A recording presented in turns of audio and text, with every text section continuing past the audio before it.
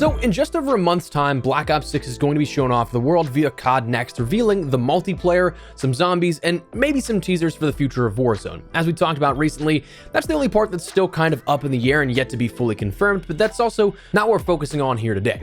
Today, I wanted to take some time to start prepping for the Black Ops 6 multiplayer reveal and discuss the content this game is bringing to the table, firstly in regards to maps, a kind of hot button issue when it comes to the launch content each of the past 4 to 5 years or so. So today we're going to be taking a look at what we know, some things to consider, and the future beyond launch, what the outlook for multiplayer looks like in Black Ops 6. So as we go along, drop your thoughts down below. What are you hoping to see out of the multiplayer map offerings and the reveal overall for Black Ops 6? Let me know. If you enjoyed the video, you found it at all insightful, do me a favor and drop a like on it, and make sure to subscribe for more Black Ops 6 and other FPS content. I'd love to have in the community as we chase down 600,000 subscribers. But for now, let's get into it. So firstly, Black Ops 6 has been officially detailed to come along with 16 multiplayer maps. Historically speaking, Black Ops 6's 16 launch maps would tie it for 4th most that we've seen ever in COD history at a game's launch. Beaten only by Modern Warfare 3 this past year, thanks to the ground war maps added on top of the remastered 6v6 maps, Vanguard, thanks to the Champion Hill map, or maps depending on how you look at it, and Modern Warfare 2019 with the most multiplayer maps at launch, but only because of the large boost that was afforded to it between 7 gunfight maps and 4 ground war maps. The difference with those games is they all kind of splinter the multiplayer offering a bit to grant a little bit of everything for everyone. If we're talking simply core 6v6 offering, taking out those maps specifically built for larger scale or smaller scale combat in gunfight or ground war, Black Ops 6 is currently in a multi-game tie as the most offered game content at launch in COD history, tied with the likes of Modern Warfare 3 this past year, Vanguard, Modern Warfare 3 from 2011, Modern Warfare 2 from 2009, and COD 4. So right out of the gate, that's pretty promising news for those that enjoy multiplayer content in a traditional fashion. Now, there are differences in gameplay. As mentioned, some of those prior games in recent years have accounted for things like ground war and gunfight that inflate those numbers a bit at first glance. But while Black Ops 6 will have 2v2 play as an option in the multiplayer experience, it's flipped a bit in sort of that design philosophy. Those 16 maps are still built for 6v6 play in mind, but then when you get to some of those grindy maps comparable to like what we've seen with Shipment in the past couple of years, those really small maps, those are built for 6v6 play alongside and allowing for smaller scale play, but it's not what's necessarily built for it. So 16 maps will be available to play at 6v6 levels come day one, but 4 of those will also be available to play in a 2v2 capacity. So you have an option for 2v2 play, but it doesn't necessarily take away from anything in regards to if you're a traditional 6v6 multiplayer fan, which I think is a nice way to do it. Now, as detailed by Treyarch at a briefing at their studio pre-Black Ops 6 reveal, it was mentioned that there are 12 explicit 6v6 maps that are the core maps. They detailed those other 4 maps that can be played on 2v2 as strike maps, but those are mostly redacted. For the core maps, though, we learned about the maps of Scud, Skyline, Derelict, and Pit. Now, matching these up with what we've seen already from the revealed content from the Black Ops 6 Direct, the marketing images and the gameplay sequences themselves, Scud was, as we'll circle back to momentarily, the map that appeared to be the sequences of gameplay where you see that giant radar dish and showcasing some of the Omni movement explainers where that map takes place. Skyline appears to be the skyscraper high-rise apartment that's seen in the trailer, marketing images, and more.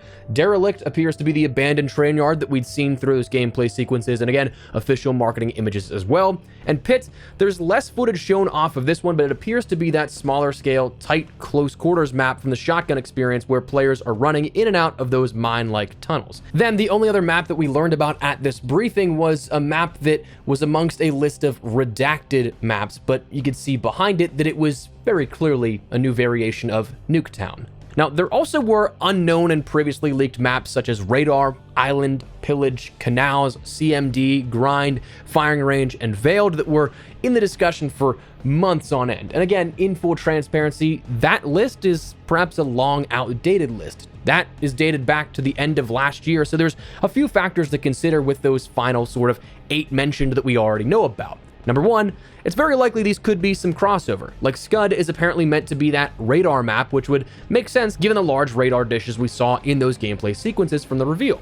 Number 2, some may not be entirely accurate as a sort of depiction of an air quote map. What I'm referring to specifically could be Firing Range, because That could be the literal firing range we see coming over from Modern Warfare 2 and Modern Warfare 3 into Black Ops 6, and that create a class option. Number 3, some of those could have just been cut in that time, and perhaps number 4, some could be campaign levels, which actually leads me to my next mention. We've seen a lot of footage than just those 4 to 5 maps showcased officially from Treyarch in the official marketing, the gameplay thus far, and everything we saw out of the Black Ops 6 Direct. So how much of that is multiplayer versus how much is campaign missions? Well, one key factor of this discussion is that mostly multiplayer maps will share the world of a campaign mission if they're not necessarily just 100% unique to that specific game. Even if it's not a direct area from the campaign mission, it can be connected like, oh, I remember seeing that in the campaign before. Again, even if it's not exactly the same.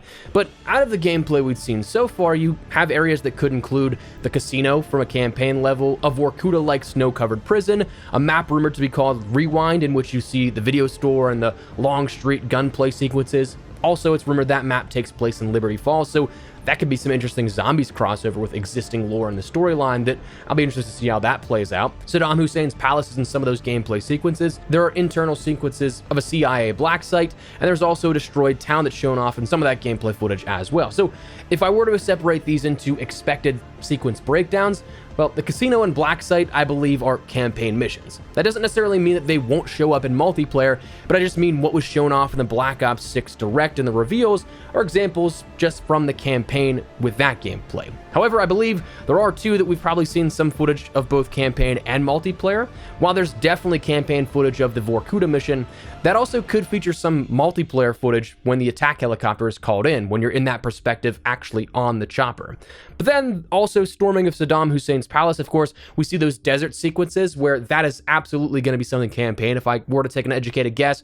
But you also see some first-person perspective of shooting that could be around the ruins of that as well. But then that leaves the destroyed town and the map rumored to be named Rewind being straight up multiplayer footage from the reveal, which I do think is probably pretty accurate. So you kind of have a mixed bag of what was showcased and everything we've seen thus far for the reveal, but we've honestly seen a decent bit of what to expect already out of those 16 maps. Not everything, but a good starting point. But that leads to the future. What about considerations for where we go post-launch? We've talked about those 16 maps you can expect to play on and everything and the experience sort of at launch, but what about in the future? It doesn't appear that there's going to be ground war, so larger scale combat may be out of the question, and the focus may be more so on just the core 6v6 experience. Good or bad, depending on who you ask. I know some people in the comments have mentioned they love ground war, myself included. It's a bummer that we didn't see really any ground war experience expanded upon this year with Modern Warfare 3 as we've seen in the past, but also, as we'll touch on in a second, just kind of focusing all on one thing in the core 6v6 experience may give a better experience in the long run. But my question is, can it keep up with, say, Modern Warfare 3 coming off a very hot year of support, or even Cold War's level of post-launch support? Immediately following Modern Warfare 3 from simply a multiplayer perspective is actually kind of a tall task in my opinion. We talked recently about how Modern Warfare 3 was the most multiplayer-focused post-launch support year in COD history, between events, unlockable items, and sort of quest lines for content, and of course, map introductions. Between new maps, reimaginations of some old ones, and map variations, Modern Warfare 3 has, through Season 5 upcoming and another season to go beyond that, already tied the threshold for most multiplayer maps in a post-launch content season at 31 maps. And again, whatever Season 6 brings beyond that will make it the most supported game post-launch for multiplayer maps. Again, that does include variants, reimaginations, and brand new maps altogether, but the whole mixed bag, the most we've seen in COD history. Now again, certainly, you can argue that not every introduction was original, as thematic reskins aren't necessarily the same undertaking as creating a whole new map, perhaps, but in terms of pure focus to make the game feel fresh compared to what you have been playing, the effort is no doubt there. So the question in that sense of exceeding either the original maps or just the effort put in may be a tall task. However, I feel like the more realistic standard for chasing the air quote successful year of map support would be Treyarch's last title in Cold War, which introduced 29 maps post-launch across gunfight, 6v6, combined arms, and fireteam offerings. But what I think the big differentiation that we have here that puts Black Ops 6 in a sort of unique opportunity for the future is that putting everything together for a holistic start to finish offering for an entire year of support. The key factor when we describe these sort of games and their offering at launch versus post-launch almost always comes down to a seesaw of balance. Modern Warfare 3 this year and the most post-launch maps was a following product of a game launching with only remasters. Black Ops Cold War's 29 maps was a following product of a franchise low 11 maps at launch between 6v6 and Fireteam maps. Modern Warfare 2019's franchise leading totals of post-launch support were a following product of only 10 6v6 maps. But oppositely, games like Vanguard that had a solid number of 17 maps at launch also had a franchise low of 11 maps post-launch outside of COD 4 in 2007 when DLC maps weren't really a thing yet for the franchise. So having a core focus of a large total up front followed by a large total after the fact has rarely been seen or achieved in at least the free content offering years. If you want to go back to like Modern Warfare 3 in 2011, that had 16 maps at launch plus 27 maps across the various different modes of face-off and the 6v6 experience as well. But especially in the more recent years, the last 5 to 6 years, well, Treyarch are in a very unique position to be able to keep focus on that and offer a great experience at launch as well as post-launch, assuming that opportunity is taken. So that said, that's what we know about with the multiplayer maps and what we've seen so far from gameplay reveals, what's coming at launch, and what looks potentially to be coming as a possibility in the future. So just wanted to fill you guys in here again ahead of the COD Next reveal coming in just a little over a month. We're going to have a lot more details coming in that time, and then of course at the reveal as well. So just wanted to bring you guys this in the meantime, but let me know your thoughts down below. What are you hoping to see out of the multiplayer experience for maps and maybe anything in between? Let me know your thoughts down below. Drop a like if you enjoyed the video or found it at all insightful, and make sure to subscribe for more Black Ops 6 content as we gear up for the reveals upcoming, and of course launch a little later over the horizon. But for now, thanks so much for watching. My name has been Espresso. I'll see you later. Take care and peace.